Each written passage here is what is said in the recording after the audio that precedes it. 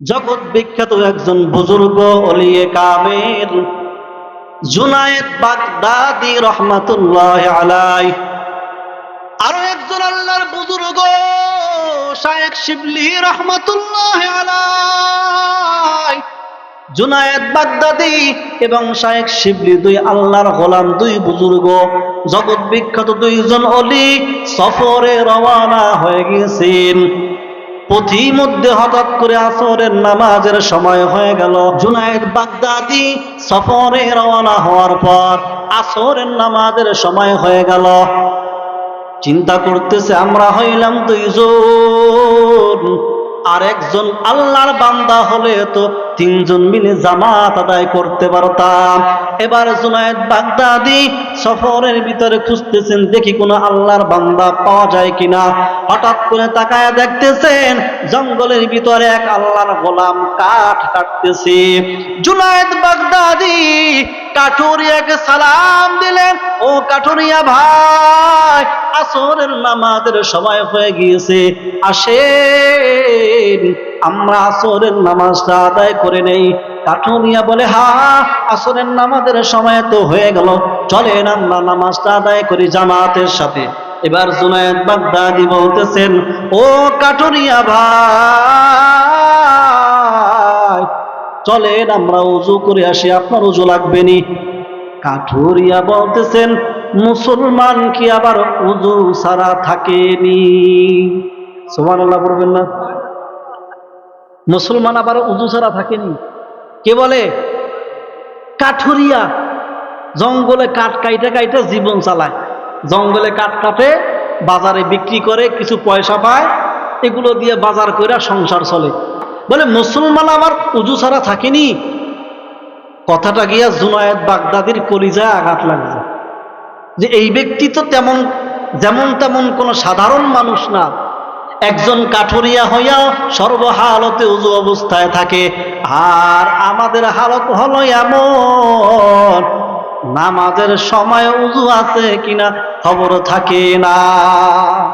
জুনায়েদ বাগদাদি বুঝে গেলেন এই আল্লাহর বান্দা তো তেমন কোন সাধারণ মানুষ না, এর কলবের হালত অনেক ভালো, আল্লাহর সাথে এর অনেক বড় গভীর সম্পর্ক আছে। এবার জুনায়েদ বাগদাদি উযু কমপ্লিট করার পর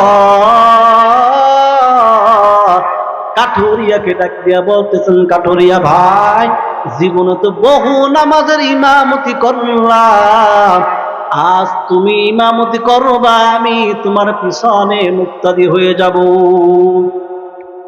কাঠুরিয়া বলে, না ও বান্দা, ও আল্লাহর পথিক, আপনি ইমামতি করেন, আমি ইমামতি করব না। জুনায়েদ বাগদাদি বলেন, ও কাঠুরিয়া ভাই, আমার মনটায় চায় আপনি ইমামতি করবেন, আপনার পিছনে দাঁড়াইয়া আমি মুক্তাদি হয়ে নামাজটা আদায় করব। জুনায়েদ বাগদাদি প্রস্তাব দেওয়ার পর কাঠুরিয়া ডেকে ডেকে বলতেছেন, ভাই, আমি ইমামতি করতে পারবো না, আপনি ইমামতি করেন। বলে, কেন? কাঠুরিয়া বলতেছেন, আমার নামাজ পড়তে অনেক দেরি হয়, অনেক বেশি সময় লাগে, আমি ইমামতি করতে পারবো না, আপনি ইমামতি করেন। জুনায়েদ বাগদাদি বলে, ভাই, নামাজ তো আমরা আদায় করি, আমাদেরও তো সময় লাগে, সমস্যা নাই, আপনি ইমামতি করেন। কিন্তু জুনায়েদ বাগদাদি তো বুঝতে পারে নাই এই বান্দার নামাজে যে দেরি হয়, দেরিটা কি পরিমাণ অনুমান করতে পারেন নাই। এবার জুনায়েদ বাগদাদি ডেকে বলতেছেন, ও আল্লাহর বান্দা, সমস্যা নাই, আপনি ইমামতির মুসল্লায় দাঁড়ায় যান। কাঠুরিয়া এবার ইমামতির মুসল্লায় দাঁড়াইয়া গেল। আল্লাহু আকবার বলিয়া যখন নামাজে দাঁড়াইছে তো দাঁড়াইছে, রুকুতে যাওয়ার আর কোনো খবর নাই। জুনায়েদ বাগদাদি মনে মনে ভাবতেছেন, এই আল্লাহর বান্দা মনে হয় রুকুতে যাওয়া লাগবে, তা ভুলেই গেছে। হঠাৎ করে দেখে কাঠুরিয়া রুকুতে চলে গেল। রুকুতে গেছে তো গেছে, আর দাঁড়াবার কোনো খবর নাই। দীর্ঘ সময় রুকু করার পর এবার আবার দাঁড়াইছেন, আর সিজদায় যায় না। জুনায়েদ বাগদাদি টেনশনে পড়ে গেলেন, আবার কেমন ইমামতি? রুকুতে গেলে দাঁড়াই দাঁড়াইতে চায় না, দাঁড়াইলে সিজদায় যাইতে চায় না। এটা আবার কেমন নামাজ? অনেকক্ষণ দাঁড়ায় থাকার পর এবার কাঠুরিয়া সিজদায় চলে গেলেন। সিজদায় যাওয়ার পর জুনায়েদ বাগদাদি অনেকক্ষণ হয়ে গেল যে সিজদা থেকে মাথা আর তুলে না। জুনায়েদ বাগদাদি ভাবতেছেন আল্লাহর বান্দা মনে হয় ঘুমায়া গেছে, সিজদা থেকে উঠতে হবে মনে হয় তা ভুলে গেছে। দীর্ঘ টাইম এইভাবে নামাজ আদায় করতেছেন। ওদিকে সূর্য ডুবে ডুবে ভাব, সূর্য লাল হয়ে গেছে, কিন্তু নামাজ এখনো কমপ্লিট হয় না। অনেক দীর্ঘ সময় নিয়ে এভাবে নামাজ কমপ্লিট করার পর জুনায়েদ বাগদাদি যখন নামাজ কমপ্লিট হয়ে গেল, প্রশ্ন করলো, ওরে কাঠুরিয়া ভাই, তুমি নামাজে দাঁড়াইছো তো দাঁড়াইছো, কিন্তু এত দেরি করলা কেন বলো? কাঠুরিয়া ডেকে বলতেছেন, এরে আল্লাহর বান্দা পথিক, আমি তো আগেই বলেছি আমি ইমামতি করতে পারবো না, কারণ আমার নামাজে অনেক সময় লাগে, দেরি হয়। তাই দেরি তো আমাদেরও হয়, কিন্তু এই পরিমাণ দেরি তো আমাদের হয় না। ও কাঠুরিয়া ভাই, একটু বলবা কি তুমি নামাজে এত সময় কেন নিয়েছো বলো? কাঠুরিয়া আল্লাহর বান্দা ডেকে বলে, ওরে আল্লাহর গোলাম শোনো গো, আমি তো নামাজ আদায় করি না, আমি নামাজের মাধ্যমে আমার আল্লাহর সাথে কথা বলি। আমি তো নামাজ আদায় করি না, আমি আমার রবের সাথে কথা বলি।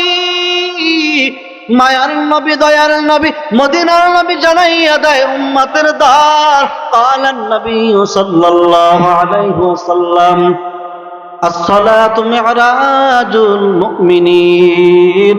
নবী আমার বলেন, আমার উম্মতের জন্য নামাজ হলো মেরাজ।